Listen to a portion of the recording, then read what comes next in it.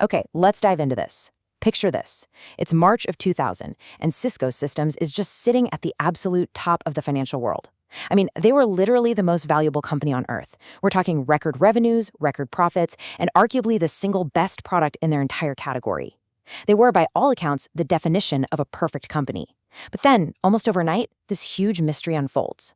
How on earth does a company with flawlessly executed fundamentals just collapse? Well, because just 18 months later, that exact same perfect company had lost 86% of its value. Seriously, think about that for a second. An 86% wipeout for a company that was doing absolutely everything right on paper. How does something like that even happen? And this brilliantly illustrates the core lesson of today's explainer. The company, the boat in our scenario, didn't actually get worse. Cisco was still executing perfectly. What changed was the macroeconomic ocean.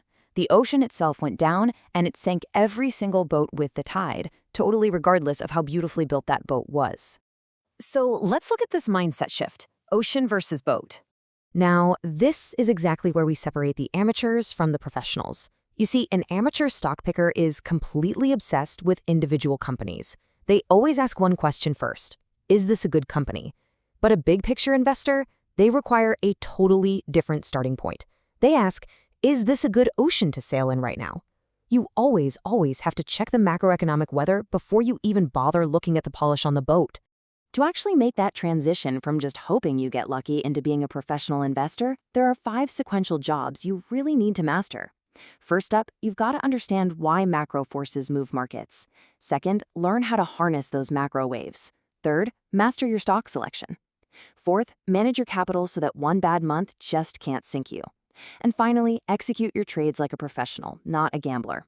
Basically, every strategy we build relies on these 5 steps. Let's move on to the mechanism, stacking the macro waves. Let's move to and see how this builds, exactly how an ocean goes bad across a single 18-month window.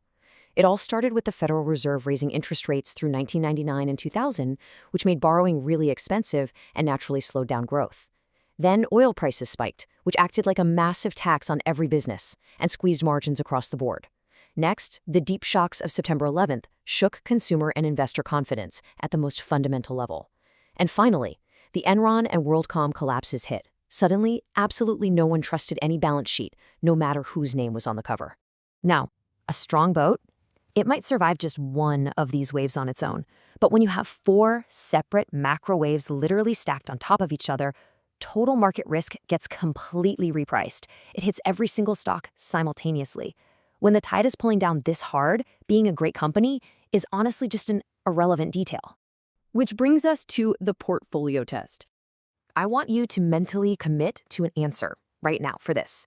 Between the turbulent years of 2000 and 2002, which portfolio do you think came out ahead? Portfolio A, consisting of 5 genuinely excellent revenue-growing tech companies, or Portfolio B, which is just plain uninvested cash sitting on the sidelines. Now, what's really interesting about this slide is the reveal. Portfolio A lost anywhere from 60 to 80% of its overall value, basically tracking the Nasdaq's massive 78% collapse. And remember, these were great companies. They were growing their revenue the entire time. But Portfolio B, the plain cash, 0% loss. In fact, by 2002, the person holding cash could just swoop in and buy those exact same 5 perfect companies at a fraction of the price. That gap right there, that's the entire argument for this big picture approach. So the crucial point is where you stand after today's explainer. Number 1, macro trends will always override individual company quality. Number 2, it was 4 stacked macro waves that sank the market in 2000, dragging literally everyone down with it. And number 3, you must always check the macro tide before analyzing a stock. With this in mind, you can now catch yourself the next time you're tempted to buy a perfect stock inside a deteriorating macro environment. It's a really hard truth of investing, Beginners don't usually fail because they pick bad companies. They quietly drown because they completely ignore bad tides. In part 2, we're going to walk through the 5 specific pitfalls that trap amateur accounts and break down the real capital requirements you actually need to survive.